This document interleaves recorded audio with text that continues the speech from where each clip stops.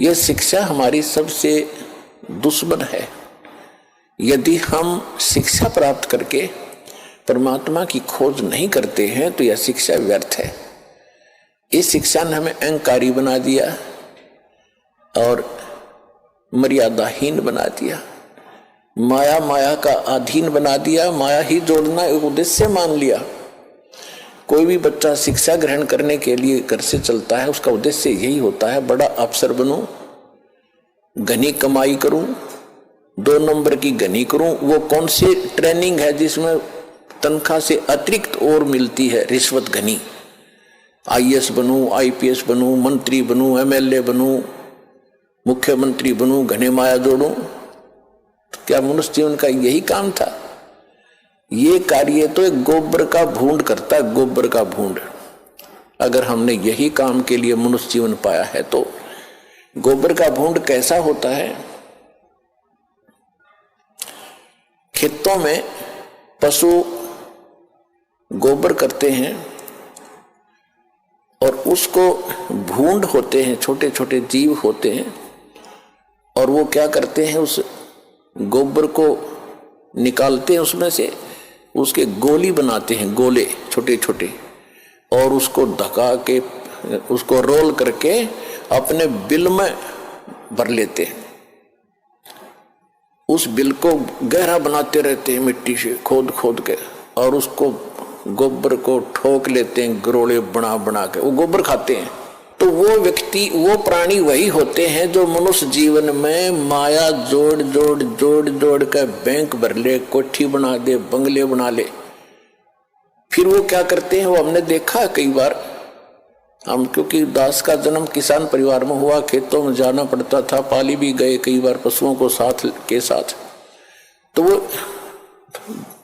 दोनों पति पत्नी भूंड गोबर को इकट्ठा करते हैं, अच्छा मोटा गोला बनाकर उसका, और फिर उसको दोनों धका कर ले जाते हैं, एक आगे से एक पीछे से, और मंडे रहे इतने पूरा ना खत्म कर लें, कहीं और ना ले जा और कम पड़ जा। और कभी कभी भैंस या गाय के पैर के नीचे आके वो दोनों ही मर जाते थे, वो गोबर धरा धरा रह जाता, इकट्ठा करा करा बिल में।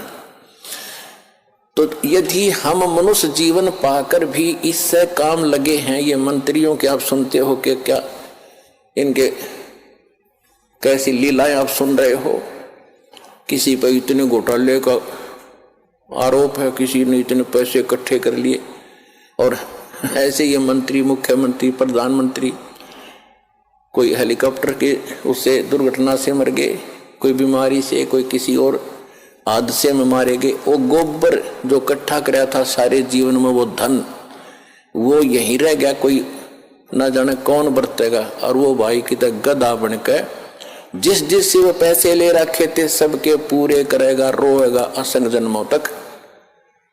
तुमने उस दरगाह का मैल नहीं देखा और धर्मराज के तिल तिल का लेखा। तो इसलिए परमात्मा यहाँ आकर के हमें जगाते हैं, समझाते हैं कि बोली आत्मा, यदि परमात्मा की भक्ति नहीं करते हो और बाकी तुम ये इसी काम लगे हुए हो, तो ये मनुष्य जीवन वाला काम नहीं कर रहे, गोबर के भूंड का काम कर रहे हो। अब बात चली थी शिक्षा के ऊपर कि पहले आप देख रहे हो, दास भी देख रहा, घना लंबा समय नहीं हुआ है, सन 1951 में दास का जन्म हुआ। सन 60 के बाद ऐसा समझण जोगा हुआ, जो बातें आज याद आ रही हैं उसमें क्या प्रक्रिया और कैसे लोग थे। अब इस ज्ञान की रोशनी से उनकी पहचान हो रही है कि पहले शिक्षा कती नहीं थी, पिता पढ़े नहीं, चाचा पढ़ा नहीं, ताऊ पढ़ा नहीं, कोई कुंबा और पढ़ा नहीं। पहले का हमारे से पढ़ाई शुरू हुई थी, उसमें बहनों की, बेटियों की पढ़ाई नहीं कराते थे। तो उसमें कितनी शांति थी, कितना एक आचरण अच्छा था, कितना प्यार था, और कैसा एक दूसरे की शर्म लिहाज होती थी। बड़ा व्यक्ति चाहे किसी भी दूसरे गांव के दूसरे कोने का भी क्यों ना होता, वो अगर बच्चे थोड़ी बहुत शरारत कर रहे होते तो उसको देखते ही बंद हो जाते, भाई ताऊ आ गया। अरीब अब ताऊ चाहे कितना घूमो, गुटी लाकर गलियां बैठे रहे, और कितना व्यवहार बिगड़ गया। माया माया चाहिए, ना भाई बहन का प्यार, ना किते रिश्तेदारी में लगाव रहा।